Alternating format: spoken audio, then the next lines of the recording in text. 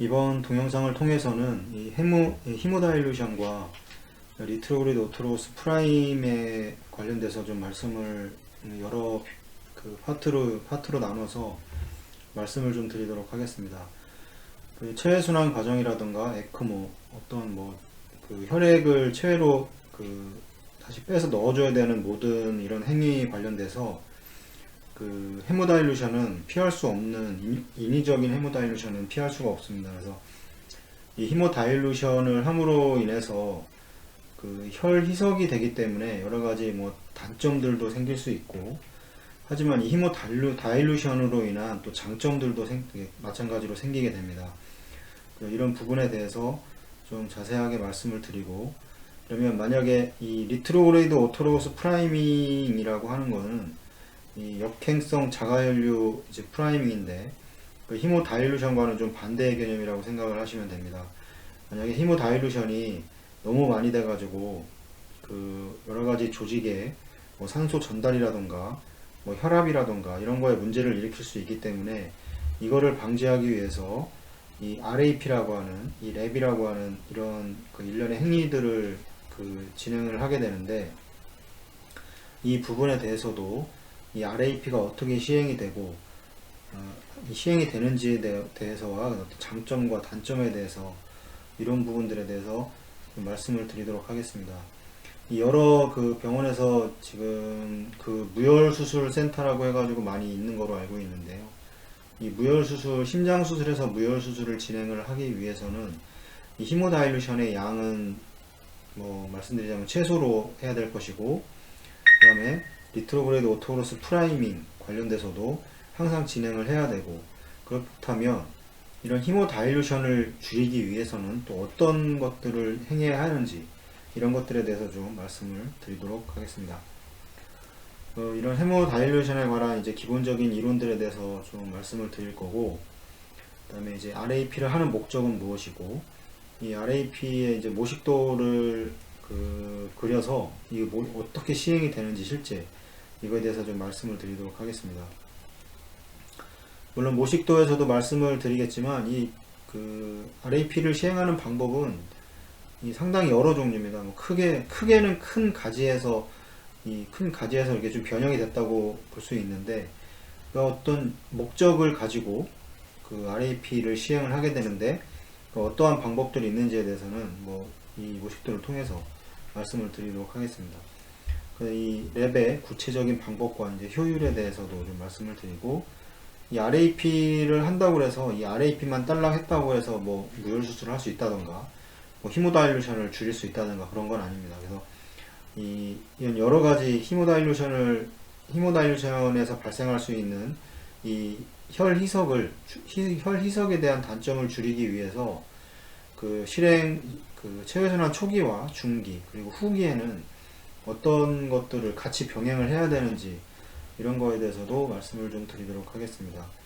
같이 병행돼야 될 방법들도 여러 가지가 있는데, 이 부분들도 좀 간단히 말씀을 드리고, 당연히 RAP를 시행을 할 때는 이거는 역행성 자가혈류로 인한 프라이밍을 실행을 하기 때문에, 그거에 대해 발생할 수 있는 여러 가지 또 주의점들이 있기 때문에, 이런 것들에 대해서 정확하게 알고 실행을 해야 한다고 생각을 해서 이 부분에 대해서도 말씀을 드리도록 하겠습니다. 먼저 이 히모다일루션, 혈 희석에 관련돼서 말씀을 좀 드리도록 하겠습니다.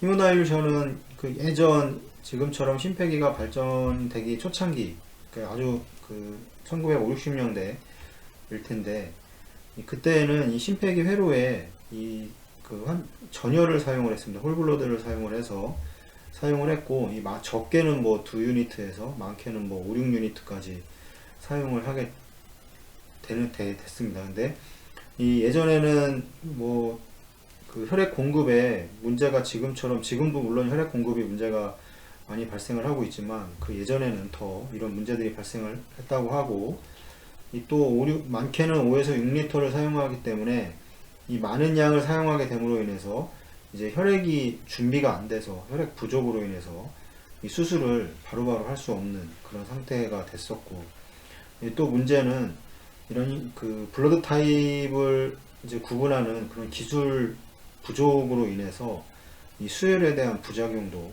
발생을 하게 됩니다.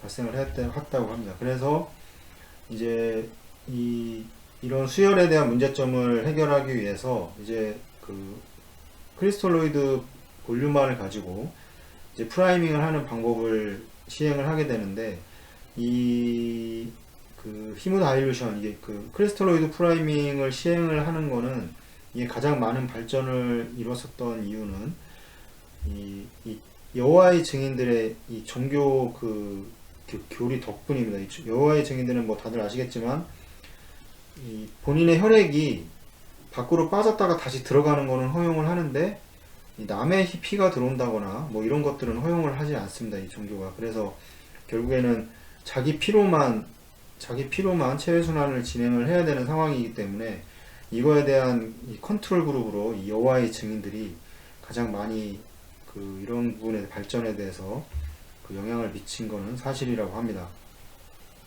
근데 이런 발전을 통해서 현재는 히모다일루션에 대한 장점이 많이 이미 알려져 있고, 여러 가지 뭐 논문들도 마찬가지 많이 나와 있고, 그렇기 때문에 지금 센터에서는 대부분 회로에 이제 크리스톨로이드 프라이밍을 보통은 시행을 하죠. 보통은 여기다 뭐 여러 가지 계산을 통해서 크리스톨로이드 프라이밍을 통해서 이제 만약에 너무 히모다일루션이 과도하다 그러면 이제 그때 이제 폐갈비씨를 보통 이제 더 이제 추가를 해서 체외순환을 진행을 하게 되는데, 원칙적으로는 처음부터는 이제 크리스톨로이드 프라이밍으로 진행을 합니다.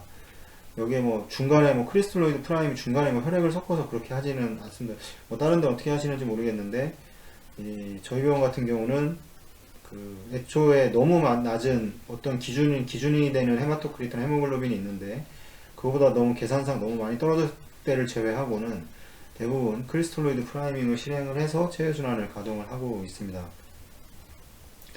여러 가지 이런 발전을 통해서 히모다일루션에 대한 여러 가지 장점들이 많이 생기면서 이제 진행을 하게 되었고, 히모다일루션의 장점을 좀 살펴보면 일단은 장점이자 단점이 될 수 있는데, 이제 블러드 비스코시티가 현저하게 감소를 하게 됩니다. 이 정상 뒤에서도 계속 말씀드리겠지만 42에서 뭐 45%의 헤모글로빈을 가지고 있는 사람이 이게 20%로 떨어진다 그러면 당연히 이 혈액의 비스코시티는 감소를 하겠죠. 이런 혈액의 비스코시티가 감소함으로 인해서 이 국소적인 블러드 플로우가 증가를 하게 됩니다. 즉 보통 큰 혈관에서는 크게 문제가 되지 않는데, 이 큰 혈관이 이제 점점점 작아지면서 이제 캐필라리라든가 뭐 베뉴얼 뭐 이런 혈관에서는 이 점도가 높으면 통과하기가 힘든데, 이 히모다일루션을 통해서 이 비스코시티를 현저하게 감소를 시킴으로 인해서 이 국소적인 블러드 플로우가 증가를 하게 됩니다. 마찬가지로 국소적인 블러드 플로우가 증가를 하면서 이제 티슈 옥시젠 딜리버리가 증가를 하게 됩니다. 그래서 이 조직의 산소 소모량이 증가를 하게 되는 이런 장점을 가지고 있습니다. 이 조직에서의 산소 소모량이 증가한다는 것은 이 대사와도 밀접한 관련이 있기 때문에 상당히 중요한 부분이 이 히모다일루션의 장점에서 가장 중요한 장점이라고 할 수 있습니다. 물론 비스코시티가 감소를 하는 것은 단점이지만, 그거에 대한 장점들이 이제 레저널 블러드 플로우가 증가를 하게 되고, 이제 티슈의 옥시젠 딜리버리가 증가를 하게 됩니다. 그 다음에 이 히모다일루션을 함으로 인해서 이 호모로거스 블러드 프로덕트의 노출을 감소를 하게 되죠. 남의 피를 안 써도 되니까 이제 여러 가지 뭐 남의 피를 뭐 동종혈액, 이제 호모로거스 블러드를 뭐 얘기를 하면 뭐 동종혈액이라고 말할 수 있는데, 이 동종혈액을 사용을 함으로 인해서 여러 가지 문제점들이 상당히 많습니다. 실제로도 많이 발생을 했고, 예전에는 어디서도 경험도 많이 했었고, 이 블러드 타입에 문제가 생겨서 뭐 혈액이 다 손상이 된다던가, 아니면 뭐 여러 가지 바이러스 질환들도 많고, 이런 것들에 대한 노출을 일단 감소를 시킬 수 있습니다. 그래서 감소라고 해놨는데, 히모다일루션이라고 해서 동종혈액을 사용하지 않는 것은 아닙니다. 뭐 다들 아시겠지만 수술실에 올라오는 이 팩셀들이 한 사람의 것이 아니죠. 여러 사람의 그 혈액을 수혈을 받아서 하는 거기 때문에 뭐 예를 들어 이 두 개까지는 괜찮았는데 이 세 번째에 어떤 문제가 있었다. 그러면 결국에는 문제가 생기는 겁니다. 그래서 이거를 아예 없애자는 게 아니라 그런 노출을 줄이자고 하는 겁니다. 혈액을 안 쓰는 게 아니라 최소화시키자고 하는 얘기입니다. 지금 이제 히모다이루션을 함으로 인해서 여러 가지 이런 것들이 물론 안 쓰면 뭐 더 좋겠지만 뭐 이런 것들 또 이 감소라고 하는 거는 아예 안 쓰겠다 그런 뜻이 아닙니다. 그래서 그런 거에 대한 의미를 좀 정확하게 파악을 하셨으면 좋겠고 이 낮은 퍼퓨전 프레셔에서 이제 블러드 플로우를 증가를 시킬 수 있습니다. 이 비스코시티가 감소를 하기 때문에 이 전체적으로 이제 국소적인 혈류량이 증가를 하게 되고 이 낮은 퍼퓨전 프레셔에서도 블러드 플로우가 증가하는 장점을 가지고 있습니다. 이 뭐 쉐어 스트레스는 전단 응력이라고 하는데 이 전단 응력이 낮아지고 특히 이제 저체온 이 체외순환 과정에서는 이 그 하이포서미아라는 과정을 그 어쩔 수 없이 겪어야 되는데 그 체온이 낮아지게 되면 이 혈액의 점도 또한 또 상승을 하게 됩니다. 그래서 이 원래 그 예를 들어 45%의 점도라고 했을 때 이게 체온이 정상 온도였을 때는 이 정도였는데 체온이 더 떨어지게 되면 이거에 대한 상대적인 점도가 상승을 하기 때문에 이 점도가 상승을 하게 되면 여러 가지 문제가 또 발생을 하게 됩니다.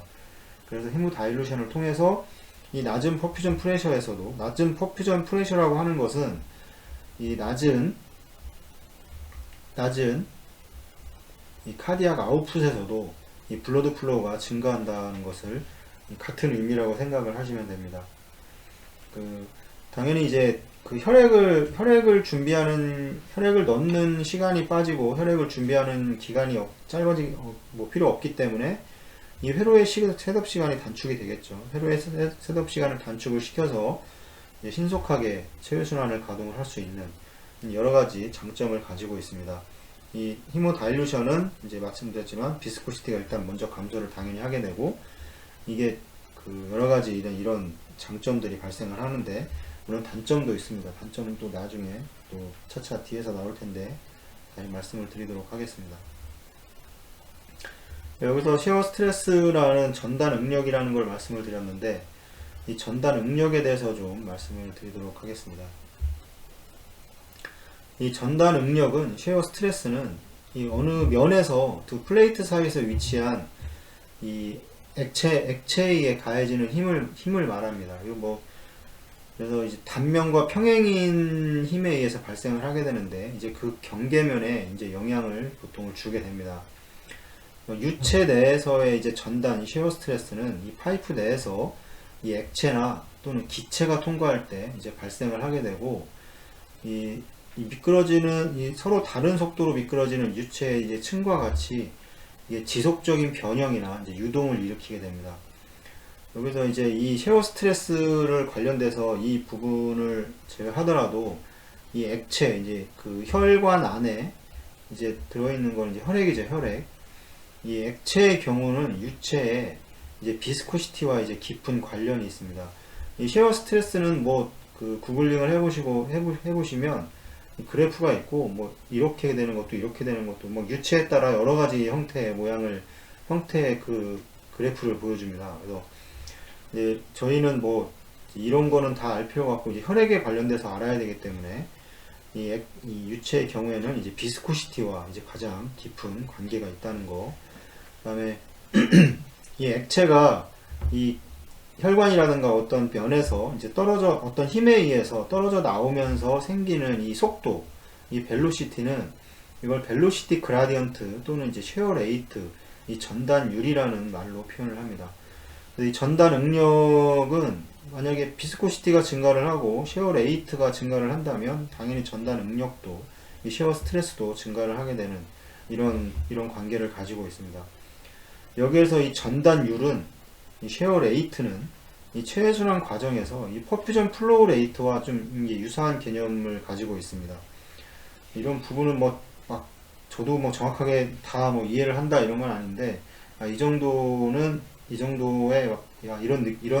이런 의미를 가지고 있구나 이렇게 생각을 하시면 될 것 같습니다. 이 유체는 그 두 종류로 크게 나눠지게 되는데 이 뉴턴 유체와 이 비뉴턴 유체로 나눠지게 됩니다. 이 뉴턴 유체는 이 전단율, 쉐어 레이트, 아까 말씀드렸지만, 이제 그냥 전단율이라고 좀 어려우니까 그냥 퍼퓨전 플로우 레이트라고 한번 생각을 하시면 될 것 같고, 이게 변해도 비스코시티가 일정하고, 이 전단율, 이 변해도 이 점도가 일정하고, 이 시간에 따라 변화하지가 않는 경우입니다. 이건 대표적으로 어떤 게 있냐면, 비뉴턴 유체의 가장 대표적인 거는 물입니다, 물. 이 물과 같이 이제 균이란 플루이드에서 물은 비스코시티가 거의 일정하죠. 변화가 없죠. 이런 것들을 이제 뉴턴 유체라고 하는데, 이 비뉴턴 유체에서 가장 이제 체외순환과 이 환자와 사람과 관련돼서 가장 비슷한 액체는 이제 블러드입니다. 블러드. 이 비뉴턴 유체의 이제 비스코시티는 이 쉐어 레이트가 변함에 따라 아니면 또 전단율이 일정해도 시간에 따라 변화를 하게 되고, 또는 뭐 여러 가지 그 조건에 의해서 변하게 됩니다. 그래서 이거는 혈액과 같이 이제 블러드와 같이 이제 비스코시티가 일정하지 않은 액체를 이제 비뉴턴 유체라고 이렇게 얘기를 합니다. 그래서 이제 쉐어 레이트는 아까 말씀드렸지만, 이 전단율은 이 플로우 레이트와 이 플로 레이트 이 변화와 이 관련이 깊습니다. 만약에 이제 플로우 레이트가 일정하다고 가정을 했을 때, 이 낮은 쉐어 레이트, 낮은 전단율은 이 높은 비스코시티와 관련이 있습니다. 만약에 높은 비스코시티를 가지고 있다면 전단율이 낮게 되고, 이런 것들은 이제 그 셀의 이제 그 각각의 원소들이 이 플라즈마 프로테인이 이제 서로 응집이 돼서 이 두루마리 형태를 형성을 하게 되고, 이것들이 이제 플로우를 방해를 하게 됩니다. 그래서 1차적으로는 이 피브리노겐에 의한 인트라셀룰라 이 브리징에서 이제 발생을 하게 되는데, 이런 것들을 해결해주는 방법은 이제 플로우 레이트를 올려줌으로써 이제 해결을 해줄 수가 있습니다. 이 낮은 쉐어 레이트가 발생하는 이유는 이 높은 비스코시티와 관련이 있고, 이런 것들을 이제 플로우를 올려줌으로써 이런 현상들을 발생을 일단 브리징들을 이렇게 이 높은 쉐어 플로우 레이트를 올려줌으로써 이 연결되어 있는 브리징들을 이렇게 끊어버릴 수 있는 그런 해결 방법입니다.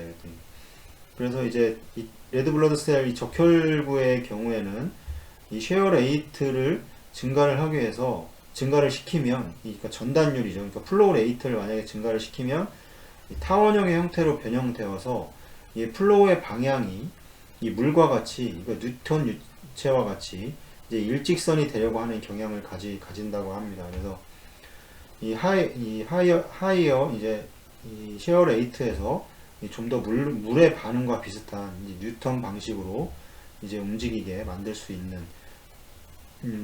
있고, 여기서 보시지만 이 쉐어 레이트의 관계는 비스코시티와 이제 반비례적으로 관계를 하고, 이 쉐어 스트레스와 이제 비례적으로 이런 관계를 가지고 있다, 이렇게 말씀을 드릴 수 있습니다.